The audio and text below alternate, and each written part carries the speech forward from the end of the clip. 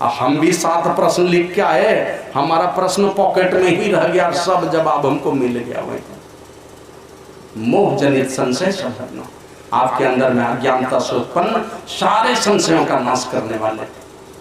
एक बार यही मनिहारी की घटना है।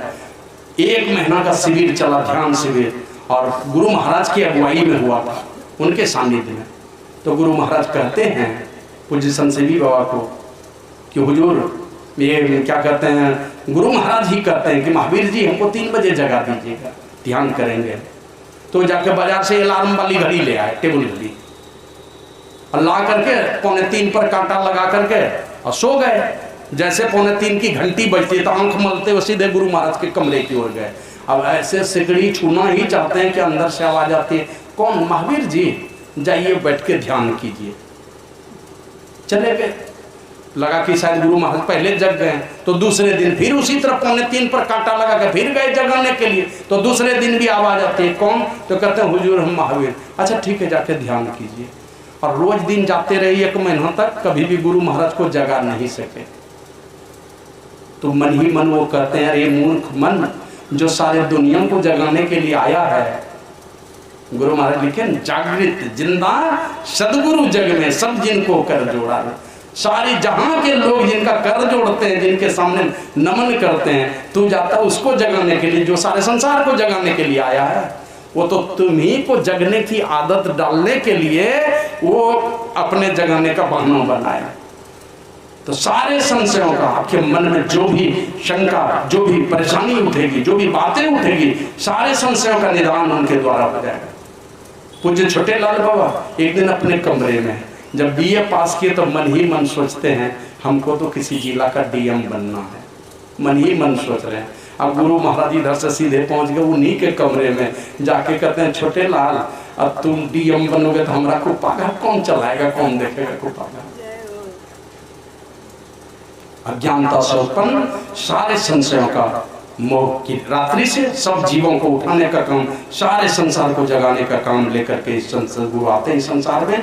इसलिए कहते हैं इस धरती पर के सारे ये धरती वाले देवता की सर्वप्रथम मैं वंदना करता हूँ। और यही कारण है धरती वाले देवता की वंदना, राम आए, कृष्ण आए, और एक एक कथा सुनेंगे। समर्थ रामदास जी जा रहे हैं, साथ में भक्तों की टोली है, चले गए कुएं के पास। सबको कहते हैं देखते हो क्या है? बोला हाँ देख तो रहा हूँ। क्या है?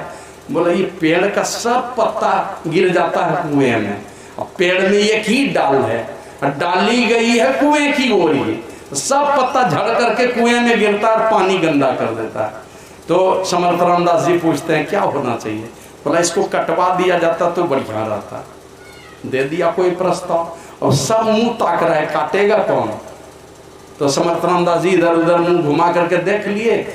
तब कहते हैं एक शिष्य था, उसका नाम था अंबादास। अंबादास को कहा कि अम्बा होगा तुमसे? बोला गुरुदेव बस आपके आदेश की प्रतीक्षा कर रहा हूं। क्या तुमको पता है क्या होगा? कहा वो तो पता है, डाल काटने पर सीधे कुएं में जाएगा आदमी, क्योंकि एक ही डाल है और उसी डाल पर चढ़ के काटना पड़ेगा, तो डाल काटने पर तो कुएं में ही जाना है। तो समर्थ रामदास जी कहते हैं बचोगे? तो कहता है गुरुदेव हम तो आपके चरण शरण का भरोसा लेकर के घर द्वार सारा संसार छोड़ करके आए हैं, इस दुखदाई संसार सागर को तरने का भरोसा लेकर के। ये छोटे से कुएं से क्या डरना है, जहां आपके जैसे गुरु की कृपा है। काजी इतनी हिम्मत है तो काटो। अब 10-20 कुल्हाड़ी ही दिया होगा, बस डाल समेत अंबादास चला गया सीधे कुएं में। हाहाकार मच गया, सारे शीश हल्ला करने लगे। जैसे गया कुएं में, इधर गुरुजी बैठ गए ध्यान करने के लिए समर्थ रामदास जी, और सब चला इधर हल्ला कर रहा है। जब उनको बाहर किया गया कुएं से, उसको जब निकाला तो देखा अंबादास का कपड़ा भी नहीं भीगा था, जबकि पानी भीतर था, वो कपड़े भी गीले नहीं हुए थे। और बाहर लाया गया, उनकी समाधि भंग कराई गई, तब बहिर्मुखी मुद्रा में आए और चरण पकड़ करके फूट फूट करके रोने लगे। बोले गुरुदेव आपने मेरा उद्धार कर दिया। मन गए कुएं में, वहां जाकर के बैठ के उनकी समाधि लग गई, कुएं के अंदर ही समाधि लगी, जबकि समाधि का एक नजारा भी कभी उसके जीवन में नहीं आया था, वहां जाके समाधि लग गई। बाबा कबीर कहते हैं 3 लोक नौखंड में गुरु ते बड़ा न कोई, करता करे ना करी सके गुरु करे सो, जो चाहेंगे कर देंगे वो। और तब कहते हैं समर्थ रामदास जी, मैंने तुम्हारा भला और कल्याण नहीं किया, तुम्हारी श्रद्धा और तुम्हारे विश्वास ने, तुम्हारे अटूट प्रेम ने तुम्हारा ये उद्धार कर दिया, तुम्हारा कल्याण कर दिया। इसलिए आज से तुम्हारा नाम ही बदल देता हूं मैं, अंबा दास से उसका नाम कल्याण दास कर दिया। उन्हीं के एक शिष्य हो गए। जब समर्थ रामदास जी बूढ़े हो गए, उनको पान खाने की आदत थी, पान में लौंग सुपारी डाल के खाते थे। तो उनके जो निजी सेवा में रहते थे उनका नाम था उद्धव।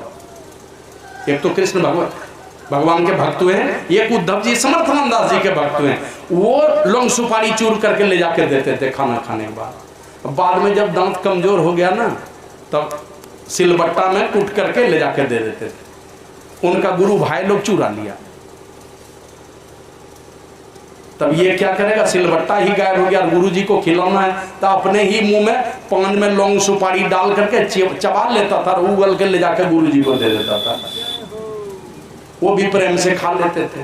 तो ये शिकायत जाके छत्रपति शिवाजी के पास किया कि देख लो ये कैसा चेला आया है कि अपना जूठा पान खिलाता है गुरु जी को।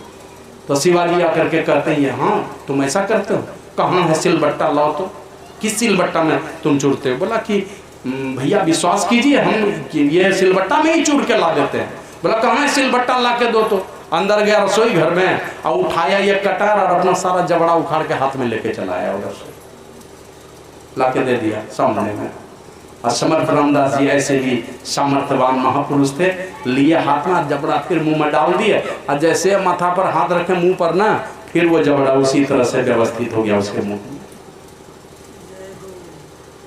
सारे संशयों का समन करने का सामर्थ्य, संसार के सारे दुखों का समन करके अंततः उस परमपिता परमात्मा की गोद में प्रतिष्ठित कराने का सामर्थ्य ऐसे संत सदगुरु के बस में है। इसलिए सबसे पहले तुलसीदास जी महाराज कहते हैं, पहले मैं उनकी वंदना करता हूँ।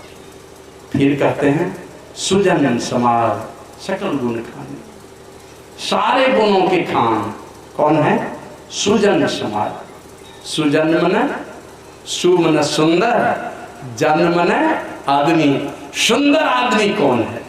तो पूरे रामायण को पढ़ करके देखिए, सबसे सुंदर जिसको भगवान ने सुंदर कहा एक पात्र है। कौन है? माता सबरी। उन्हीं के लिए सुंदर शब्द का प्रयोग भगवान श्री राम ने किया है। कह रघुपति सुनो भामिनी बाता, मानो एक भगति करना था।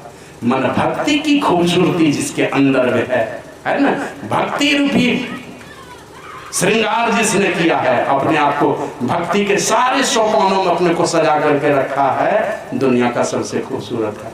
और परमात्मा की रिश्तेदारी भी उसी के साथ चलती है। बाहर की खूबसूरती बाहर के लोगों के लिए, लेकिन परमात्मा के लिए अगर कोई खूबसूरती है, वो आंतरिक खूबसूरती, वो भक्ति की खूबसूरती है। सुजन समाज, सुंदर जन अर्थात भक्त जन, साधु जन। अब मिला जुला के कहिए, संत कहिए, साधु कहिए, सुजन कहिए, गुरु कहिए, सब एक ही है, खाली शब्द अलग अलग, एक ही है सारे। ये सुजन समाज जो सुंदर जन है, जो भक्त जन है, सारे गुणों के खान होते हैं, है ना। चाहे माता का गुण हो, पिता का गुण हो, भाई का गुण हो, बहन का गुण हो, संसार के सारे रिश्तों का गुण उनके पास में होता है। जिस प्रकार का प्यार चाहते हैं उस प्रकार का प्यार आपको मिलेगा। जाएंगे सारे चीजों को भूल करके, वैसे जो सुंदर भक्त लोग होते हैं, सुंदर जन हैं, वो वैसे लोगों के पास अपने मन की व्यथा सुनाते हैं। घर में लोग नहीं सुना पाते, तो ऐसे सुजन समाज जो हैं, जो भक्त जन हैं, उनके पास ले जाकर अपनी व्यथा सुनाते हैं। और तुलसीदास जी महाराज कहते हैं, उसको मैं कैसे प्रणाम करता हूँ? कहते हैं करूँ प्रणाम। हम लोग भी प्रणाम करते हैं, जो सुंदर भक्त होते हैं ना, प्रणाम उनको करते हैं। किस प्रकार का प्रणाम करते हैं? जैसा तुलसीदास जी महाराज करते हैं उस तरह से करेंगे तो महानता आएगी हमारे अंदर में। तो तुलसीदास जी महाराज करते हैं, करूँ प्रणाम सप्रेम, है ना, प्रेम से ही जो कुछ भी कर रहे हैं उसके साथ में प्रेम होना चाहिए। बिना अगर प्रणाम ही कर रहे हैं तो अनन्य प्रेम के साथ उनके सामने माथा झुकाइए। घटता क्या है? आप लोग सुने होंगे ये सम्राट अशोक की कथा। चक्रवर्ती सम्राट हुए। और कलिंग विजय की बात जब आई ना, तो सारी माताएं बहनें एकदम हाथ में अस्त्र शस्त्र लेकर के घोड़े पर सवार होकर के सम्राट अशोक से लड़ने के लिए तैयार हो गए। तो सम्राट अशोक का दिल ही पिघल गया कि हम वार तलवार उठाएंगे यही माताओं बहनों के ऊपर। दिल पिघल गया, बौद्ध धर्म को ग्रहण कर लिया उन्होंने। वही सम्राट जब राजा थे ना, एक दिन चले जा रहे थे तो कोई भिक्षु उधर से चला आ रहा था। उस भिक्षु को जाकर माथा टेक लिया, उनके सामने प्रणाम किया। तो उनके मंत्री कहते हैं, जो सलाहकार लोग थे, वो कहते हैं महाराज आप जहां मन तहां जिसको मन तिसको प्रणाम कर लेते हैं, माथा टेक लेते हैं। हम भी गुड्डा में रहते थे ना डीसी ऑफिस में, तो एक दो बार डीसी एसी टोके होंगे, ऐसे बीडीओ सीओ लोग तो बहुत टोकता था। क्या बड़ा बाबू अब जिसको मन तिसके, सब कौन है जिसको प्रणाम कर लेते हैं। ये है ना, ये चंपा कस्बा के सुधांशु जी, बहुत छोटे थे उस समय, अभी तो सबौर में रहते हैं। जैसे उनको प्रणाम किया, वो तो उम्र में बहुत छोटा है हमसे, लेकिन साधु वेश में था। जैसे पैर छू के प्रणाम किए तो डीसी हमको देख लिए, हमको कहते पंजारा इधर कौन है वो। हम कहे सर हरिद्वार में रहते हैं, बहुत सिद्ध महापुरुष है, बहुत बड़े महात्मा, बड़े त्यागी हैं, आप सर नहीं पहचानिएगा। नहीं लगता है लोगों जो बड़े पद पर रहने वाले उनको क्या पता, हंसन की गति हंस ही जाने, क्या जाने कोई कागली। कौवा कहां से जानेगा जो बिष्टा में मुंह लगाने वाला है। मोती चुगने वाले हंस की गति वो कहां से बताएगा। तो सम्राट अशोक ने जैसे प्रणाम किया एक भिक्षु को, तो एक मंत्री उसके पूछते हैं महाराज जहां मन तहां जिसको तिसको ये माथा टेक लेते हैं, आपको कोई काम मिलता है कि नहीं। तो सम्राट अशोक कुछ नहीं बोले। बाद में जब अपने राजमहल में गए तब अपने मंत्री को बुलाया, अब बुला के एक बोरा में भर करके कुछ सामान दिया उसको, कहा जाओ इसको बेच के ले आना, बेच देना इसको, अब बढ़िया दाम मिलना चाहिए।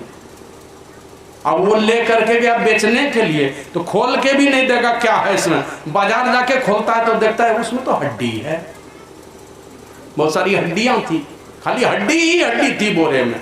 तो हड्डी का जो कारोबार करेगा वही खरीदेगा।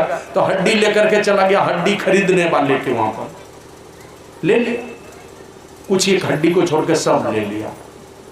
कहा ये नहीं लूंगा, तो चला आया। दूसरे के यहाँ गया, वो भी नहीं लिया। कहीं जाए तो नहीं लिया। तो राजा को कहा कि राजा साहब अधिकांश हड्डियां तो बिक गई, अब इसमें पता नहीं क्या है, ये लेना नहीं चाहता। कहा किसी दाम में बेचो। तो पूछा भाई कुछ भी दाम में ले लो, तो कुछ दाम में नहीं लिया। बोला अब जाके इसको फ्री में बेच के चले आओ। नहीं लेता कुछ दाम में, तो फ्री में ही बेचो जाकर के। अब फ्री में भी देने गया तो कोई नहीं लिया। तब ला करके एक हड्डी वाले से पूछता है भाई आखिर है क्या जो कोई नहीं लेता है। बोले ये आदमी का खोपड़ी का चूरा हुआ है, आदमी का खोपड़ी है ये। तो सम्राट अशोक ने कहा कि पता चला कि ये क्या है। बोला हाँ महाराज ये तो मनुष्य की खोपड़ी, ये 2-3 टुकड़ा हो गया इसलिए हम नहीं पहचान पाते थे। कहा तुमको पता चले इस खोपड़ी की क्या कीमत है। और जो महापुरुष सारे सद्गुणों से संपन्न हैं, ऐसे सतोगुणी पुरुष के पास जाकर इस खोपड़ी को अगर नीचे झुका ही लिया तो क्या घटता है। रामायण में लिखा है ते सिर कटु तुम्हारी समतुला। शंकर भगवान ने माता पार्वती को कहा है ते सिर कटु तुम्हारी समतुला, जे न नमत हरि गुरु पदमुला। कटु तुमड़ी मन तितवा कद्दू है, तितवा कद्दू का तुमड़ी है ये माथा। अगर हरि और गुरु के चरणों में नहीं झुके, हरि माना होता है दुखों का हरण करने वाले परमात्मा, और गुरु का मन ही होता है अंधकार मिटा करके प्रकाश की ओर पहुंचाने वाला। तो अंधकार में खाली अंधेरे वाला अंधकार नहीं बैठता है, अंधकार का बहुत सारा रूप है हमारे जीवन में, है ना।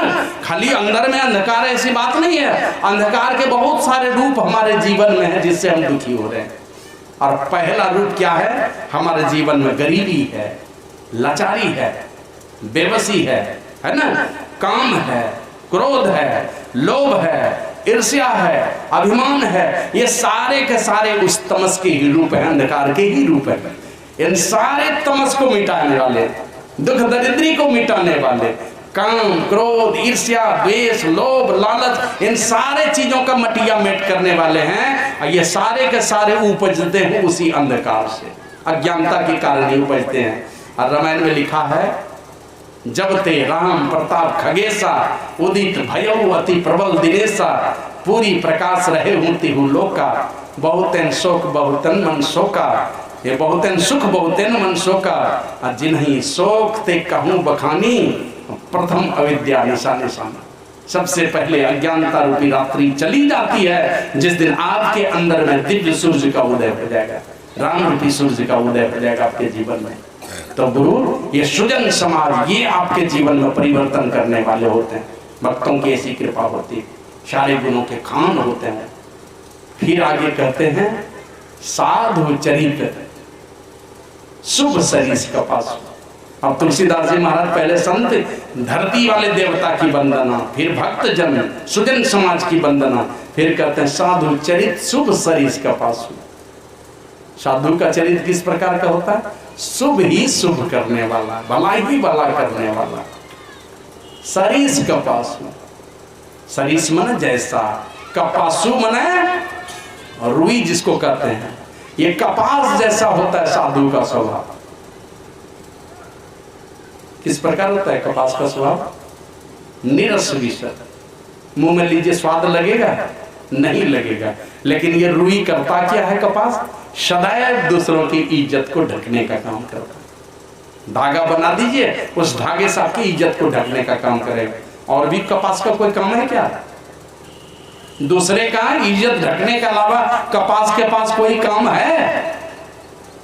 कोई काम नहीं, एक ही काम उसी में उपयोग है, दूसरे की इज्जत को ढकना। उसी प्रकार साधु पुरुष हमारे गुरु महाराज कहते थे, इतने तरह के दुष्कर्म करते हैं दुनिया के लोग, अब मेरे पास आते हैं, अगर मैं कह दूं तो दोहरा के नहीं आएगा। आप लोग नाम सुने होंगे, एक सज्जन हुए सत्यदेव शाह का नाम है ना, पूर्णिया जिले में हुए, जो सबसे पहले गुरु महाराज की जीवनी लिख करके पीएचडी की डिग्री लिए। तो फुर्सत निकाल करके वो जाते थे गुरु महाराज के पास। बचपन से सारी घटना एक एक करके समझता, उस समय 75 वर्ष की आयु थी गुरु महाराज की, उस समय तक की जीवनी वो लिखे, उस पर पीएचडी की डिग्री मिली थी। तो एक दिन गुरु महाराज के निकट बैठ करके वो लिख रहे थे।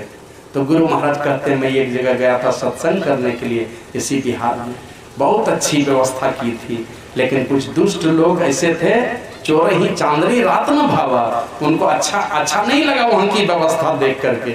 बहुत पैसा खर्च किया था भक्तों ने, भोजन की, जलावन की, पानी की, बहुत अच्छी व्यवस्था थी।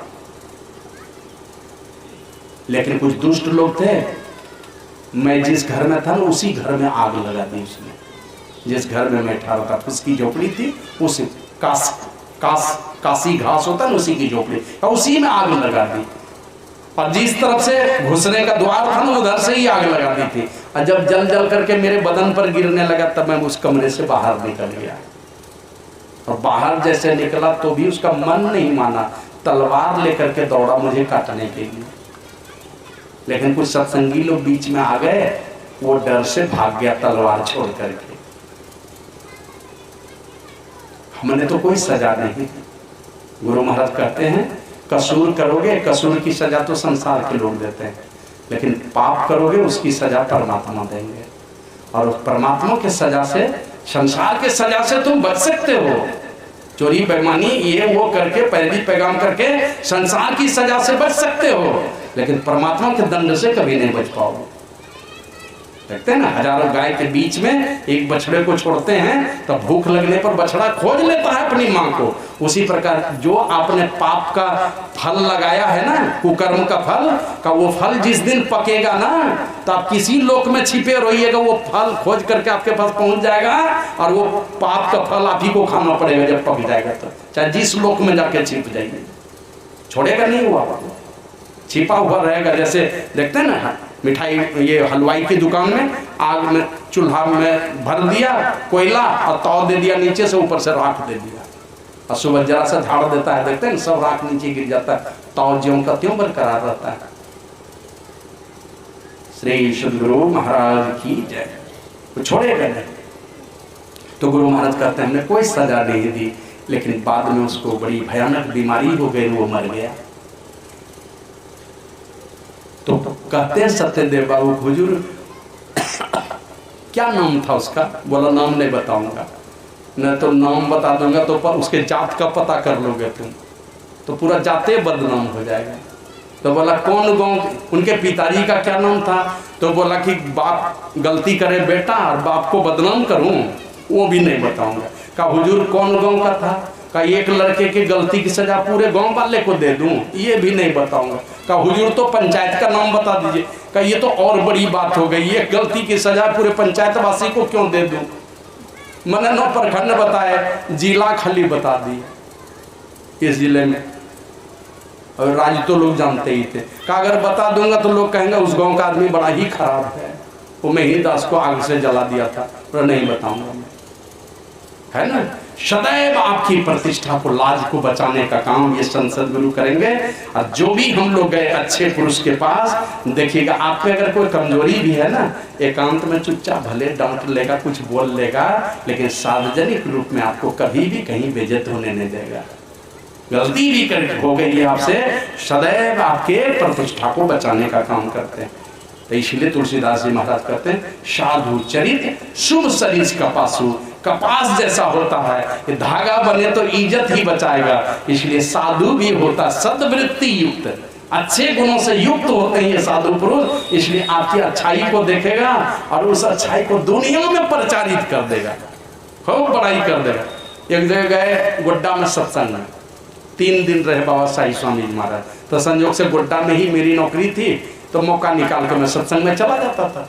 सुबह तो 10 बजे तक बढ़िया मौका लगता था, शाम वाला में छुट्टी लेकर आ जाते थे। 3 दिन रह गए एक आदमी के यहाँ, दोनों पति पत्नी टीचर, बेटा बेटी भी नौकरी में। 3 दिन रहे, एक भी बाहरी आदमी को खाने नहीं दिया, बस 8-10 महात्मा को देते थे, बाकी लोगों के लिए खिचड़ी की व्यवस्था हमने गोड्डा सत्संग मंदिर में करवा दिया। तो बनने दो, जितना खर्चा होगा मेरा होगा। तो सबको वहाँ खिलाया है, कारीगर मेरे पास था नहीं। जिस दिन विदा होने लगे ना, तो पूज्य बाबा को 51 रुपया विदाई दिए। श्री सदगुरु महाराज की जय। वो दोनों पति पत्नी 51 रुपया दिए बाबा साई स्वामी जी महाराज को विदाई, और पूज्य चतुरानंद बाबा को 21 रुपया, वेदानंद बाबा को 21 रुपया, और 2-4 महात्माओं के सब 11-11 वाले थे। अब पूज्य बाबा जाने लगे तो बोलते नहीं जे है ना, हमरा अपनो माइये रो ख्याल पड़ी जाए, हिनका जब देखे छे हमरा लगे हिनी हमरो माइये छे के, उन शिक्षिका को देख, जबकि पूज्य बाबा से आधा उम्र की होगी। वो गदगद है वो, अरे 21 रुपया, ये 51 रुपया पूज्य बाबा को विदाई मिली, जबकि